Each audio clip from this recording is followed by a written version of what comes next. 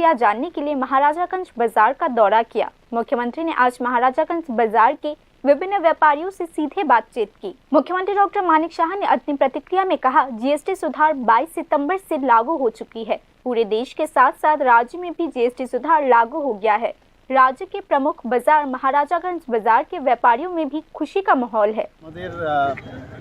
যেভাবে ডিরেকশন এসছে যে জিএসটি যে কমানো হয়েছে, বিশেষ করে দুটো স্ল্যাব, যেহেতু মাননীয় প্রধানমন্ত্রীজির নির্দেশে আমাদের ইউনিয়ন ফিনান্স মিনিস্টার সীতারামনজি যখন এটা ঘোষণা করেছে এবং সেটা কিন্তু 22 তারিখ থেকে এটা এফেক্ট দিয়েছিল এবং সেই উপলক্ষে সারা ত্রিপুরার মধ্যে সবচেয়ে বড় যে মার্কেট সেটা হচ্ছে মহারাজগঞ্জ বাজার।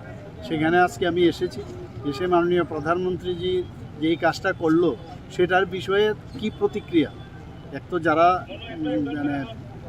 বিজনেসম্যান আছে, ট্রেডার আছেন, আবার পাশাপাশি যারা কিনছেন তাদের সাথে কথা বলার জন্য এসেছি এবং দেখলাম একটা খুশির মহল যে এত দাম কমে যাওয়াতে সবাই খুশি এবং মাননীয় প্রধানমন্ত্রীজিকে ধন্যবাদ দিচ্ছেন।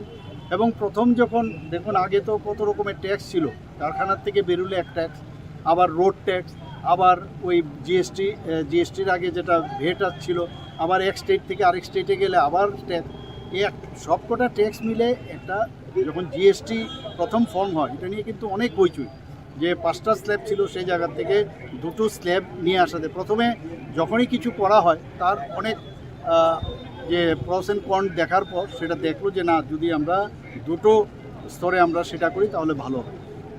जीएसटी लागू होने के बाद विपक्षी राजनीतिक दलों ने केंद्र सरकार की कड़ी आलोचना की थी। हालांकि जीएसटी लागू होने के बाद देश की अर्थव्यवस्था 11वें स्थान से बढ़कर 4थे स्थान पर पहुंच गई है। मुख्यमंत्री डॉक्टर मानिक शाह ने आज कहा, केंद्र सरकार ने 2047 तक $30 ट्रिलियन की अर्थव्यवस्था बनाने का लक्ष्य रखा है।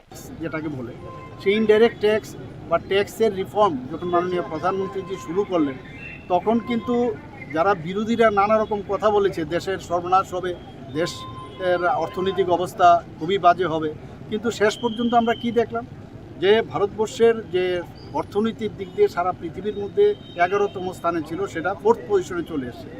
এখন আগামী দিন মাননীয় প্রধানমন্ত্রী যে বিকশিত ভারত যেটা 2047-এ রেখেছেন, তাতে করে আমরা দেখছি যে উনি যে টার্গেট দিয়েছেন যে 30+ ট্রিলিয়ন মার্কিন ডলার যে টার্গেট দিয়েছে, যা দেখা যাচ্ছে তাও পার হয়ে যেতে পারে এবং এমনও হতে পারে 2050 বা তারপরে যে সারা পৃথিবীর মধ্যে ভারত সর্বশ্রেষ্ঠ হবে অর্থনৈতিক দিকে।